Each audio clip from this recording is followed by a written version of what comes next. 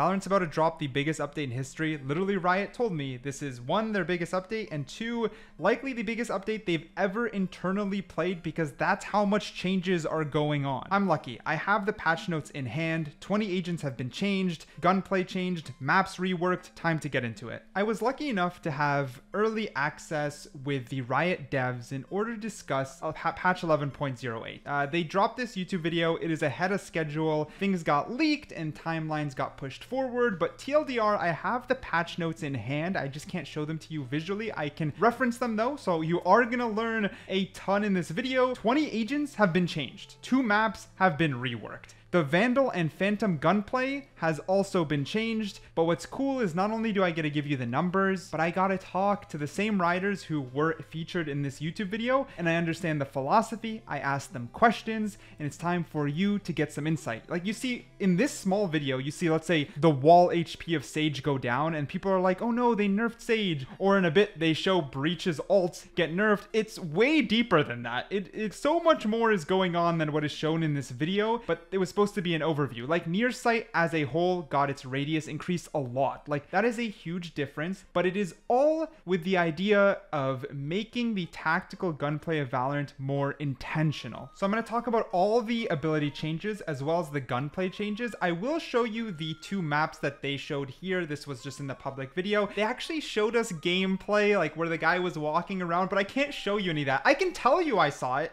and I can tell you that a lot changed. In this short clip, it's not doing it justice. Like the new hall here, he showed us walking through it and he showed everything, the pearl changes, and I can't say anything without playing, but to me it does look better. But let me tell you their philosophy on this one because it was pretty simple. Let's say the site changes are about giving defenders a boost in confidence to anchor a site. The idea here is to allow defenders to feel they can anchor a site from more angles than not, which does inherently feel like, oh, isn't it going to be harder to attack? But keep in mind, there's a ton of ability changes, and for the most part, all of it is to service having less ability spam and more intentional utility. So it kind of makes sense to allow defenders to anchor from more points.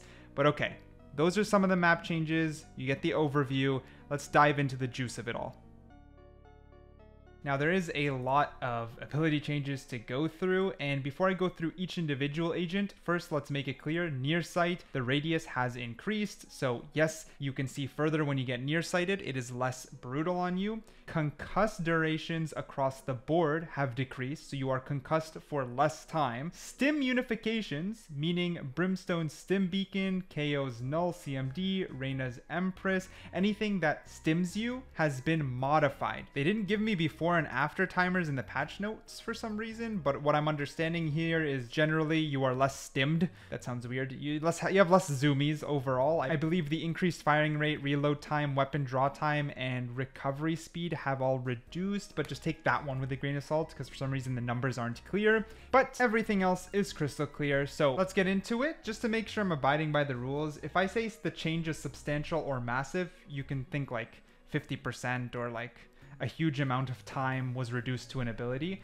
If I say noticeable or significant, think 15 to 30%. And if I say slight or minor, think 10% or less. So you get ideas of the changes coming and my thoughts, but you know, without me saying the patch notes one-to-one, all I can do is refer to them. So first, let's start with Breach. Everyone thought only Breach got nerfed. This is not what happened, all right? So Fault Line. The cooldown for Fault Line increased quite substantially. The initial wind-up time, so how quick Fault Line comes out, has slightly been decreased, so a small little buff. Concuss's duration has been noticeably decreased, so that's a nerf. Flashpoint, so how long the enemy is flashed when Breach throws out the flash, has a minor buff. Rolling Thunder, so the ultimate. The width decreased. This one I can say because I'm pretty sure it's in the video. 23 meters to 18 meters. That is a substantial debuff. Now you're getting the idea. Concuss duration has decreased. This one I believe they said in the video. 6 seconds to 4 seconds. So that's like noticeable. That is a significant or noticeable debuff. And the alt points have decreased slightly. I don't think they mentioned that in the video, but slightly. It's a little cheaper to grab the alt, but the alt overall is much weaker. This is all on the play of nerfing abilities in general. Next up, we have Fade. So her Haunt cooldown has increased substantially, so a huge nerf. Haunt's active duration has decreased noticeably. Prowler's visibility and near sight has increased, same to ours, so 5 to 7 meters. Just Prowler will be able to lock onto a target from further if it is nearsighted, since nearsights themselves have been, nerfed. Nightfall, so the ultimate, the deafened and marked duration has decreased substantially. The width has decreased noticeably, and the decay now remains consistent over its duration instead of decreasing over time. So no exact numbers there. Now we have Gekko. Gekko's cooldown upon reclaiming has increased massively. It's a massive nerf to Gekko. Okay, I can't say the exact numbers, but massive nerf to Gekko. Wingman's health has decreased as well substantially. This is because people said the Sage Wall got decreased, right? And they showed how much. Think like that across most abilities. What they want is less bullet spam on abilities to take it out, which is actually healthy. We're sitting there all spamming the Sage Wall, leave, like get away. The time it takes to kill or remove an ability using bullets in general is going down across the board. Therefore, Wingman's health is decreasing. Hopefully you're keeping up there. Concuss's duration has decreased noticeably. Same idea. Concusses are just getting nerfed across the board. Thrash, the health has decreased slightly. So the health has decreased slightly. Just quicker to kill Thrash as anticipated. KO has also been nerfed. 0 points. So the knife the cooldown has increased substantially. Flash drive, the maximum flash duration for when you under toss it has been decreased noticeably.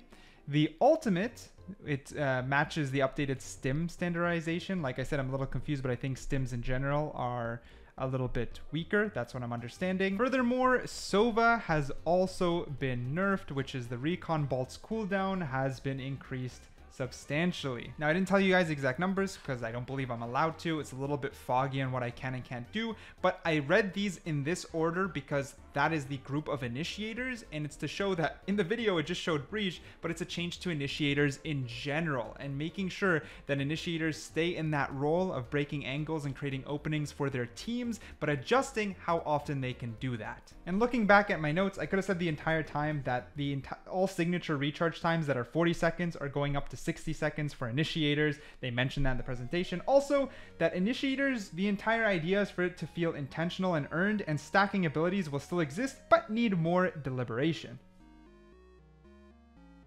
But next we have Duelists, and for the most part, they said that Duelist gameplay is in a healthy power state, and they like how things are. Most of it's supposed to be minor tuning. Yoru and Neon are getting adjusted, and it is kind of similar changes to the initiators and anything to do with large AoEs, so let's get into that. I have my own thoughts on this, but until I have my hands on it, what can I say? So ISO's kill contract, the length has decreased quite substantially. Neon's high gear, so the battery recharge time has been increased really substantially. The battery drain has also been reduced significantly, and the concuss duration to follow along everything else has been reduced quite a lot. Basically anything to do with concusses, they want to reduce concusses, which is very, very interesting. Reyna, her Lear has its health decreased quite significantly, and again the idea here is shooting abilities is easier. That's the big one. Her Empress has the updated stim standardization, so just a nerf to how much buffs you get when you're stimmed. That's what I'm understanding still. Waylay saturate, so the hindered duration has decreased slightly. The ultimate does have a couple changes here, and there is a nerf to how long someone is hindered, but then the wind up is decreased, so it comes out quicker, and then the width is also decreased because again the whole site-wide ultimates want to be reduced, and then there's a decreased movement speed buff as well. So overall nerf, which is funny because Waylay isn't a problem, but again it's a philosophy change. So site-wide ultimates being reduced doesn't leave Waylay out of it. Does that make sense? It's like it's a philosophy gameplay change first that hits all agents and changes the course of Valorant's momentum and gameplay, and then I believe Riot will hop back in and make micro changes more aggressively, because they did tell us, and I'm allowed to share, they are making internal changes that allow them to push out changes quicker for us. So they are going to be ready to adjust these things right away because it is a big patch. It is the biggest patch they've ever had. I've mentioned already, it is the patch that they played the most time internally. They've never spent this much time on a patch internally and testing stuff internally than they have on this one. But we are far from done yet. Yoru also got changes, and so what I can tell you is that I felt that a lot of these changes are coming from pro play, which I didn't like a rise in Yoru's mastery and becoming very effective and overshadowing other duelists. But they literally mentioned while talking to us pro play, and you know how I feel about that. I hate when they make adjustments based off pro play. I am a Yoru main, so I am naturally going to feel more passionate about these changes, but I don't like them, bro. I don't like them because I don't like their reasoning. They told me their philosophy and why they're changing stuff is a big reason they invited us out for early discussions. And their philosophy on changing anything based on pro play is not something I like. As simple as that. You know what I mean? Just being honest with you guys. But Yoru's gate crash health has decreased, so it's quicker to break. The flash duration has decreased quite a lot, bro. I'm not gonna lie, like substantially. The blindside flash duration has increased slightly. Yoru can no longer use... Okay, I won't say exactly what. Let's just say no longer use his abilities in the ult. That is a blanket statement though. It's a little more nuanced than that. But I can sort of say it because while talking to us, they specifically said that the Yoru changes are targeted for pro play and the ultimate counterplay adjustment. So the ult is the big change was based off of pro play. Like the ult's biggest change is based off of pro play. But the thing is I main Yoru. So me reading out everything up to this point, if you main any of the agents, you might say, oh, that'll kill the agent. My feelings towards this are significant, and I think it's a little bit unfortunate, but at the same time, it's not a blanket statement. It's very specific things about these changes that I believe are not good. But I mean, I guess I will do my part in being respectful, waiting for the patch, and playing the agent alongside all the other agent nerfs for me to actually know for sure how I feel. Next up is Raze. Raze actually didn't really get Raze got a nerf to the blast pack, and it's again to do with movement. That's the best way I can say it, because I have to teeter between what I'm allowed or not allowed to say. Riot made it a very gray area, so this entire video is a little zigzaggy due to that, but still, Raze's blast pack got a nerf, and it is to do with movement while entering in case something happens to you, basically. Next up, we got controllers. So controllers also got changed, and same idea to duelists. They said largely in a healthy state, so they are pretty happy with how controllers are overall. But with that being said, there are some roster-wide updates. So Astra, her gravity well, the fragile duration has been decreased significantly. Cooldown has been increased significantly. The Nova Pulse, so the concuss, has been decreased substantially. Cooldown has been increased substantially. On top of that, Nebula, cooldown increased substantially. Brimstone, Stim Beacon, the stim now matches the rest, so they're nerfed. Omen, Dark Cover, the cooldown for Dark Cover has been increased significantly. Paranoia, the projectile speed has increased quite significantly. The travel distance has been reduced substantially. Viper, the initial contact now inflicts less decay. This is something people were like, you know, pretty worried about because Viper being a change, but Viper actually has the least amount of nerfs. So like I said, they're not all nerfed universally. Next up, we got Sentinel changes, and their philosophy here is that Sentinels will still lock down areas, but the tweaks are to add more counterplay and make each one feel more distinct. Their gadgets are also a bit less tanky now. Again, that is across the board. So Vyse, for example, we saw in the video, people already had a lot of feelings about that, which is Arc Rose now being destructible rather than being invulnerable after the windup. Also, now when you flash enemies, there's no audio cue letting you know that enemies are there, so they decreased how much information she gets. The flash duration has decreased slightly. Cooldowns have been slightly adjusted, so the after destruction cooldown increased significantly, and recalling the ability will now always place it on a cooldown. Furthermore, Vyse's nerfs don't really stop. So Shear, which is the wall trap, I can't say exact details here, but basically it's easier to bait out. Razor Vine, the health decreased substantially, again just easier to clean up utility in general. Steel Garden, the initial windup has increased slightly, and the radius has decreased significantly. Cypher, I feel bad. Okay, so Cypher has also got changes, and they basically want you to be more crafty with how you play him as a surveillance agent and be smarter with where you place the cameras. But the idea here is that the spy cam is changing a lot, where without telling you exact numbers, it can be spotted even when inactive under a certain in a certain distance. Also, when the camera is active, it's the same noise, but it is louder, so it is easier to spot, and the cooldown has increased substantially when it's destroyed. Tripwires are getting a buff though, so when you throw it out, the wind-up time is decreased when it actually activates as a trip, so I guess that's a W. Also, when you actually cross the trip or step on the trip, the way it acts is different. However, even if I were to read directly from the patch notes, which I'm not allowed, it wouldn't help because I think it's something we need a visual on. But when you cross the trip, what happens and the way it reacts is different. And I can't even imagine exactly how different it is. All I can really say and I understand is it's different, so we're gonna need the footage on that one. Furthermore, Killjoy has also been nerfed. The turret cooldown when destroyed has increased substantially. Reactivation time for the turret has increased substantially. Turret movement, so tagging per bullet, has increased substantially. There's also a new effect that was added to Killjoy when it re-enters the activation range, like the turret. Again, that one's kind of like Cypher. I need to see that in person, but there's just a new effect when you re-enter activation range. Alarm bots, health decreased substantially. Again, just easier to kill. Those things, though, they're already easy to kill, so I wonder if we'll really feel that. I don't know. Reactivation time has increased as well substantially, and again, there's a new effect on the alarm bot when we re-enter activation range, but I don't really know. They don't even explain what it is in the patch notes, to be honest. From there, we got Deadlock. The GravNet cooldown increased substantially or significantly. Barrier mesh cost was reduced substantially. The health on the smaller nodes, not the big ones, the smaller nodes have decreased significantly. Sonic Sensor concuss duration has been reduced. It's just to line up with all the other concuss nerfs. They just don't like concusses as much anymore. So Sage's barrier has changed, of course. The cost has been reduced. The fortification delay has actually been reduced as well, so it fortifies quicker. But as we know, the health has decreased from 800 to 600. That's something I can say. It's been in the video.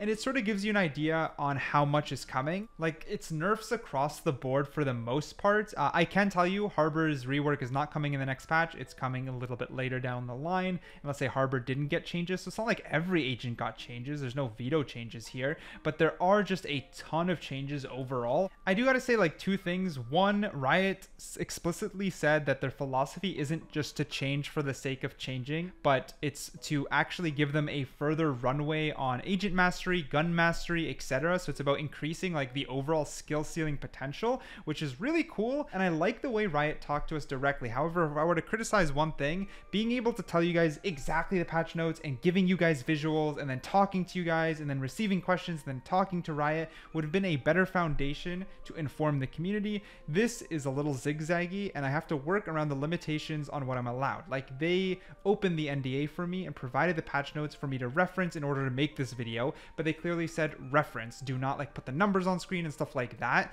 So I have to do my best while respecting them and trying to still respect you guys, like give you guys information that makes sense and is substantial. With all that being said, it's crazy if you've made it this far, the video is not done because gunplay has substantially changed in Valorant and we have to talk about that next. Like, for example, spraying is going to take more skill, but it's going to be more rewarding and it's super cool. So let's get into that next. What has changed for gunplay in Valorant? First of all, let's understand their philosophy. Their philosophy is actually a good one. The idea here is that tap strafing has been the most viable shooting style since the start, which we know. Any aim training, any high elo player, you shimmy to the right, tap, shimmy to the left, tap, and that is usually what happens. But their goal is to make Valorant's gunplay feel more rewarding and allow weapon choices to be significantly more exciting. Each weapon in the arsenal should feel unique in its own identity, its strengths, its weaknesses, etc. We know tapping is number one, bursting is number two, but it still lags quite behind tapping, and then spraying is just like a huge no-go in Valorant for the most part. They want to adjust so that spraying can take skill and become a viable option at close to mid-range fights. When I was talking to the developer, the idea here is that, think of like in Counter-Strike, you know, sometimes pros can spray, have amazing skill to control the recoil and get like a double headshot or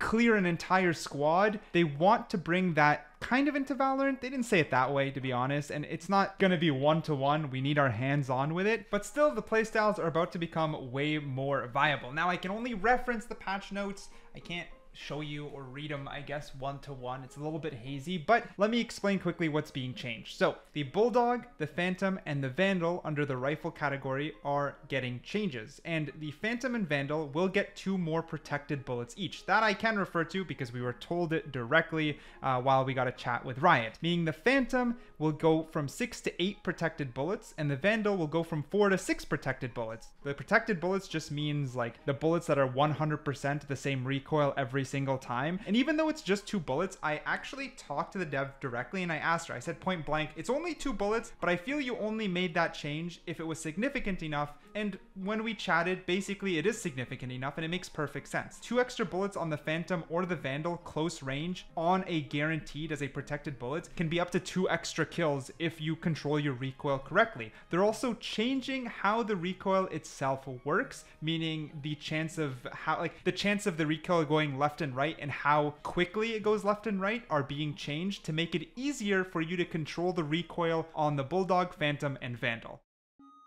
And I can't reference direct numbers, but I mean like the time switch, meaning how quickly, is going to be increased by almost double. It's not quite, not going to say exact numbers.